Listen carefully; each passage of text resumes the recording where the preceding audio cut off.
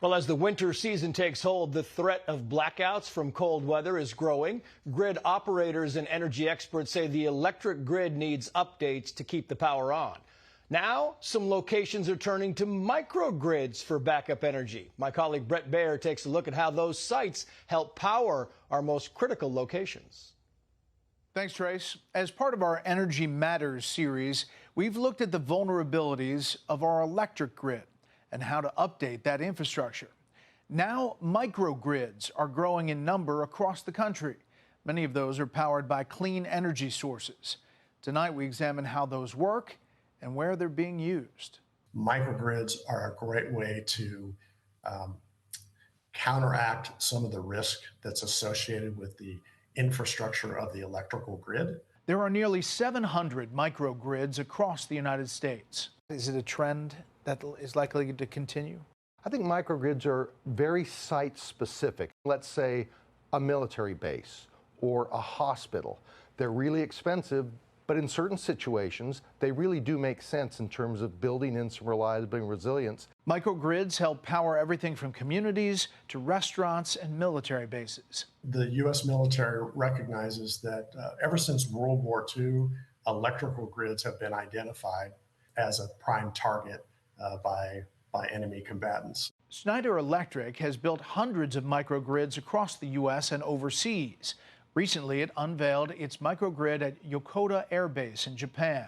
More than $400 million improvement project is one of the largest resiliency investments by the Defense Department. It operates both in tandem with the electrical grid, and it can operate in what's called island mode, meaning it's totally independent of the grid. When the grid goes down, Yokota Air Base is a strategic hub, so the microgrid safeguards them from the threat of power interruption. Some microgrids are connected to the main electric grid, others are not. So are the isolated ones as reliable as without that connection? I think you always want to have a connection to be more reliable. There's no question about it. They do have a role, but it's not going to solve our country's electric reliability situation across the board. Grid operators say infrastructure needs to be updated throughout the electric grid across the nation. Microgrids are often being used to protect our most critical assets.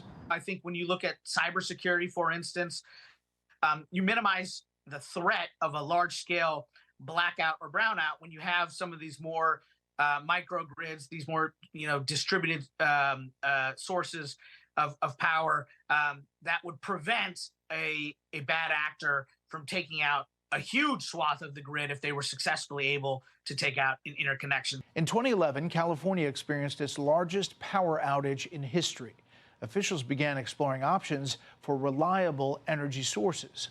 Schneider Electric was asked to help build the microgrid on Miramar's Marine Corps Air Station.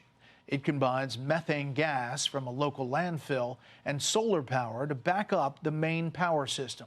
The company says the microgrid can power the more than 100 mission-critical buildings on the base for up to 14 days. There was a point in 2020 where they were able to keep 2,000 homes in San Diego from actually going dark. And it was during a period when the utility grid was really maxed out. These are fairly new things, these microgrids. The fact that they're new and they're being constructed, does that somehow help infrastructure on the overall grid?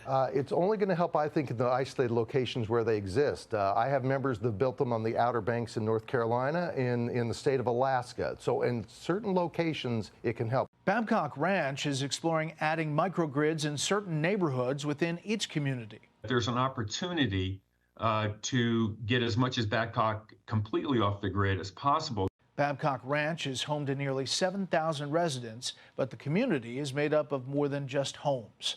We have a K through 12 school, we have apartments, we have single-family homes, retail centers, and we have more to come. It's mostly powered by solar energy. The community is connected to Florida's main power grid and uses natural gas when there's not enough solar energy stored. We want to work with Mother Nature and not against Mother Nature, because it seems like every time you work against Mother Nature, you lose. The community was put to the test during hurricane season in southwest Florida. Babcock Ranch sat in the eye of the storm during Hurricane Ian and came out with minimal damage. It was like a freight train running through my house for 8 straight hours. But we never lost power, we never lost water service, and we never had any kind of flooding. So we really proved that if you are resilient, you plan right in the beginning, that you can do it the right way. Microgrids provide less than 1% of U.S. electricity, but they've grown by almost 11% in the past 4 years. While microgrids incorporate renewable energy with new infrastructure, grid operators and project developers agree updating the nation's main electric grid is important for energy security. Back to you.